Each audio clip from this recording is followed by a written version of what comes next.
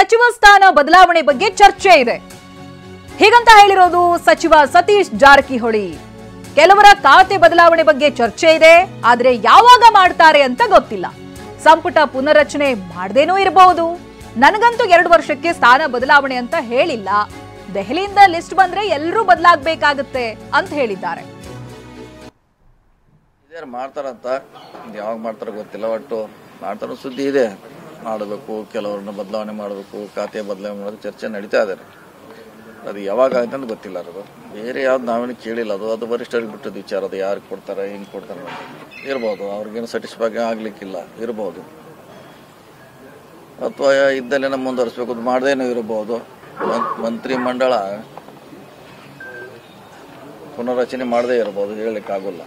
ಡೆಲ್ಲಿಯಿಂದ list ಬಂದ್ರೆ ಮುಗಿದೋದ್ ಕತೆ. ಮನೆ ಖಾಲಿ ಮಾಡ್ಕೊಂಡು ಹೋಗೋದಷ್ಟೇ. ಡೆಲ್ಲಿನ ಫೈನಲ್. ಸಚಿವ ಸಂಪುಟ ಪುನರ್ರಚನೆ ಬಗ್ಗೆ ಡಿಸಿಎಂ ಸುಳಿವು ಕೊಟ್ಟ ನಂತರದಲ್ಲಿ ಹೋಮ್ ಮಿನಿಸ್ಟರ್ ಕೂಡ ಈ ಬಗ್ಗೆ ಮಾತನಾಡಿದ್ದಾರೆ.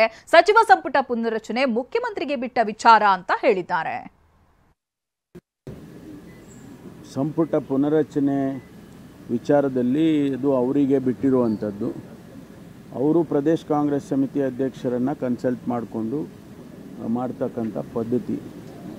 ಅವರಿಬ್ಬರು ಯಾವ ತೀರ್ಮಾನಗಳು ತಗೊಳ್ತಾರೆ ನಮ್ಗೆ ಗೊತ್ತಿಲ್ಲ. ಹೈಕಮಾಂಡ್ನವ್ರ ಜೊತೆ ಚರ್ಚೆ ಮಾಡಿ ಮಾಡಬೇಕು. ಅದನ್ನು ಯಾವ ರೀತಿ ಅವರು ಮಾಡ್ತಾರೆ ಅಂತ ಗೊತ್ತಿಲ್ಲ ನಮಗೆ. ಅವರು ಅಧ್ಯಕ್ಷರಿದ್ದಾರೆ, ಅವರೇನು ಮೆಸೇಜ್ಗಳು ಕೊಟ್ಟಿದ್ದಾರೆ ಗೊತ್ತಿಲ್ಲ.